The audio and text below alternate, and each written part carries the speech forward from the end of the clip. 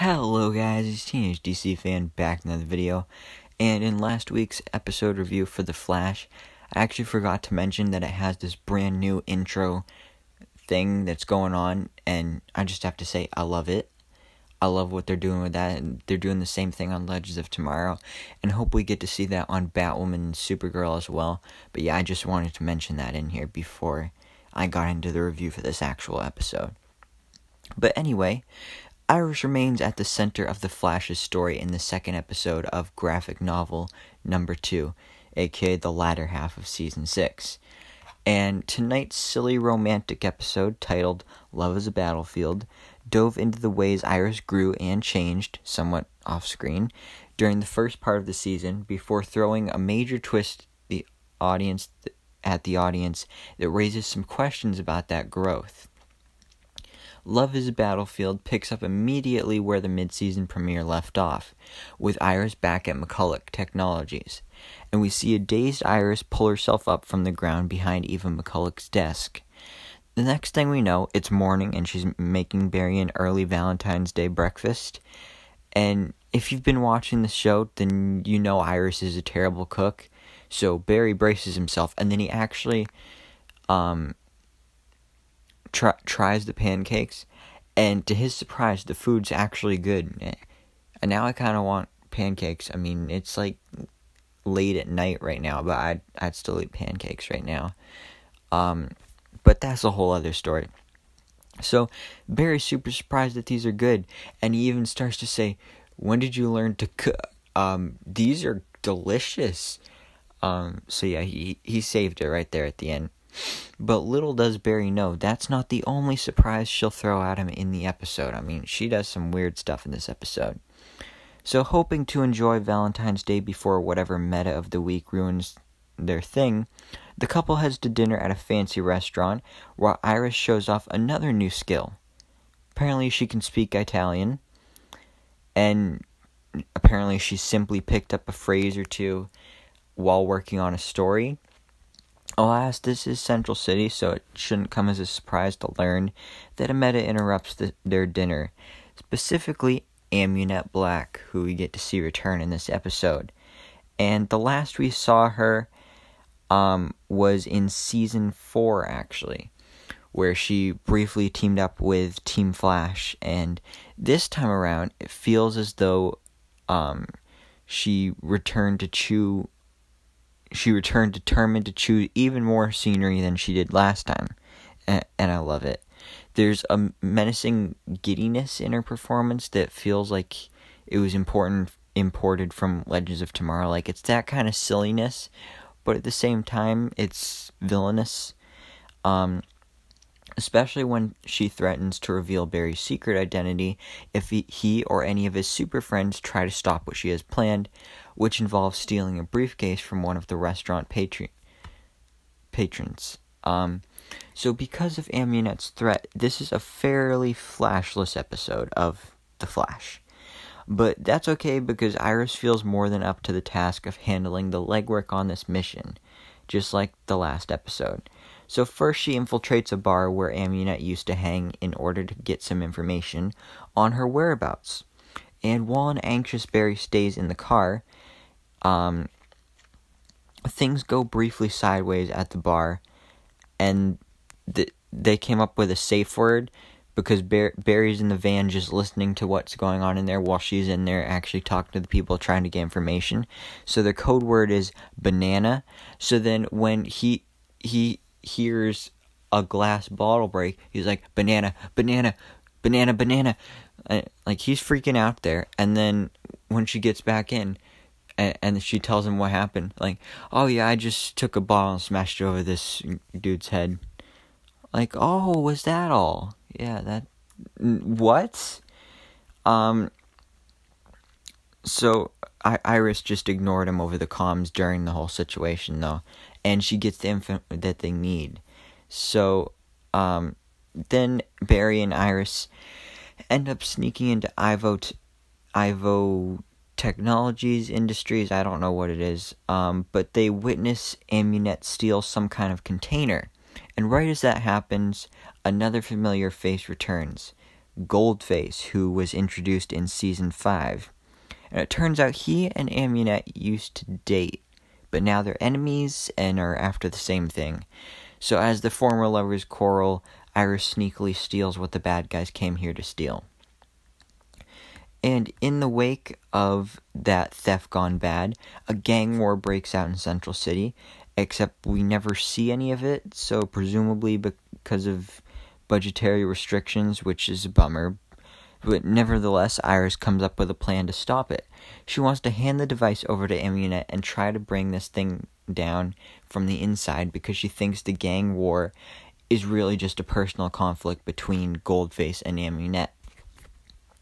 So of course Barry objects to this idea because it's obviously risky, but Iris fights back and basically says she'll no longer be Barry's damsel in distress and accuses him of missing how much she's grown in the past few months. And to be honest, I don't want Iris to be the damsel in distress anymore. That's what she used to be. Like, the past couple seasons, it's basically just been her in Star Labs, basically being the Felicity of the Flash and just talking to Barry as he's out there in the field. But now she wants to be independent. She wants to do things on her own. And she's definitely become much more of a badass.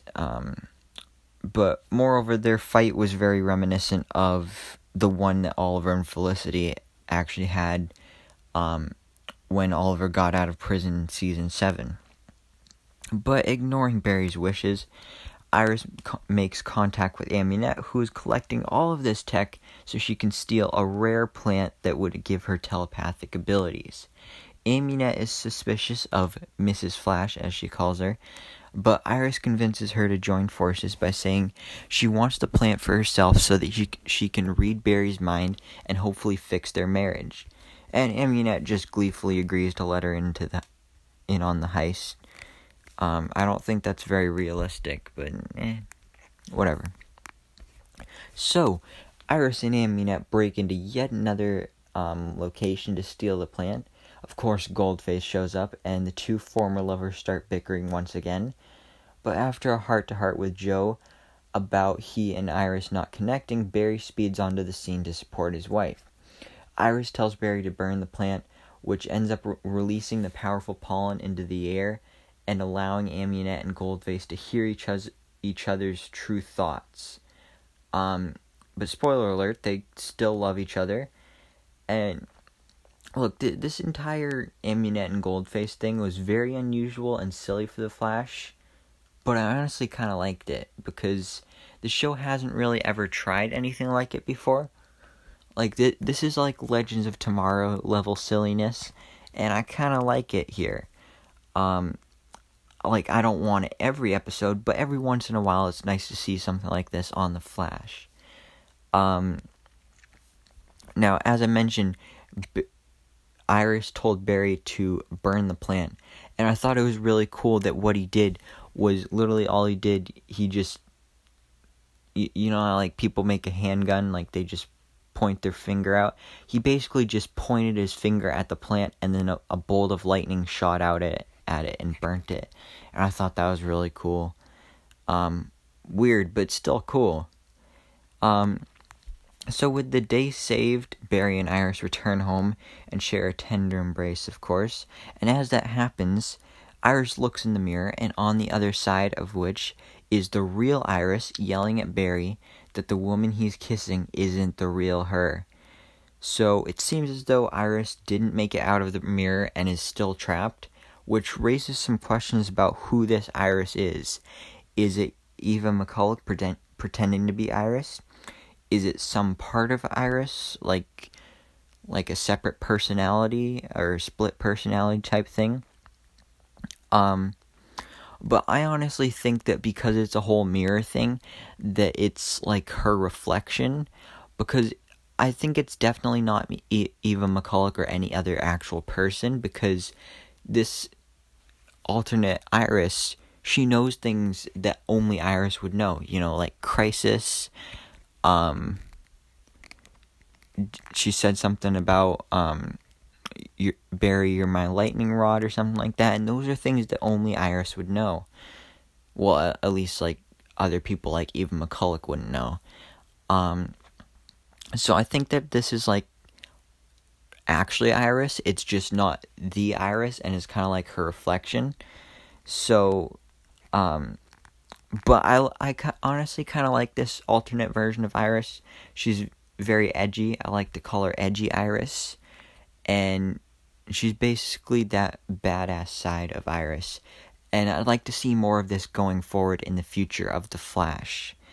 But it's worth noting that Iris isn't the only one who saw a mirror version of herself in the episode, because toward the end of the episode, Nash Wells briefly sees Harrison Wells in the crowd at Jitters, but then he quickly disappears. So, what does this mean? I have no idea, but I would love to see Tom Cavanaugh play original Harrison Wells again. I think original Harrison Wells is probably my favorite version of Harrison Wells. Well, actually, maybe HR, but I mean, he's dead anyway. So what does this mean? Does this mean that Harrison Wells survived Crisis and Earth 2 people didn't die or something like that? Because we know that Grodd was living on Earth 2, but he's returning in one of the next couple episodes.